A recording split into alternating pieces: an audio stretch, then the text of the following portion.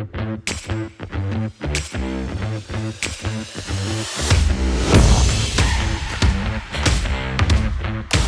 you're something like me and you sometimes find yourself in epic locations like I am now, but you're all alone, but you still want to take, good selfies that don't look like this, they're a silly one, you want to take professional selfies, something that is good photos of yourself, then, my friends, I have a little tips. I'll show you everything that I do in order to take the best possible photos of myself when I'm all alone,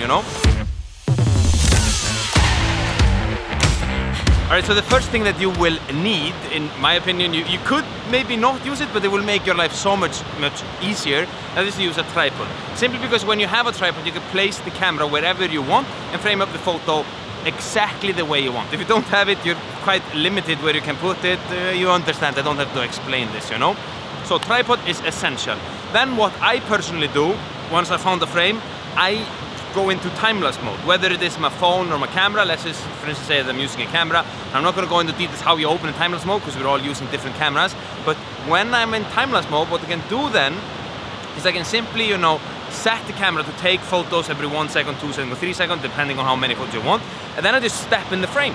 And then I can walk how much I want, within the frame. And the camera is constantly taking photos. And one of the photos will be good, so I'm constantly changing poses.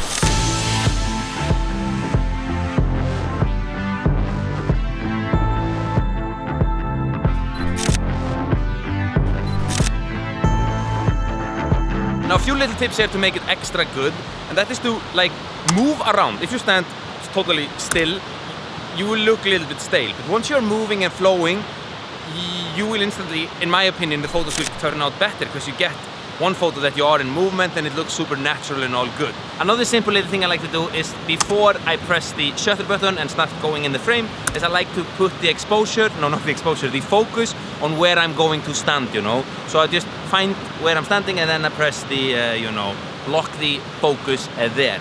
And then all you have to do really is just to come up with some cool poses, find some cool places, and you can go all sorella more on it if you want it to be super extravagant if you want, or you can just have a subject within a frame and make the photo look better that way. It's all up to you and your creativeness in your brain.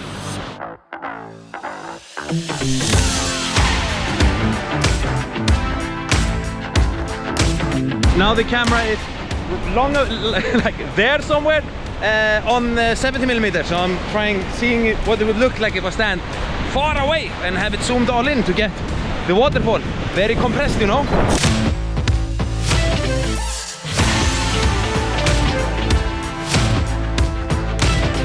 I guess one more thing I noticed I forgot to talk about while I'm filming here, the behind the scene B-roll, and that is that I also set in all the settings that I want, the shutter speed, ISO, aperture and all that good stuff. Then we go into pressing the shutter button and the time-lapse. That is the key, the time-lapse, and then I run in and do the thing, And one more thing, it will also be a lot of you, running back and forth, seeing if you got the shot, adjusting it maybe a little bit, putting on again, and then running back in the frame. Back and forth, until you find the frame that you like,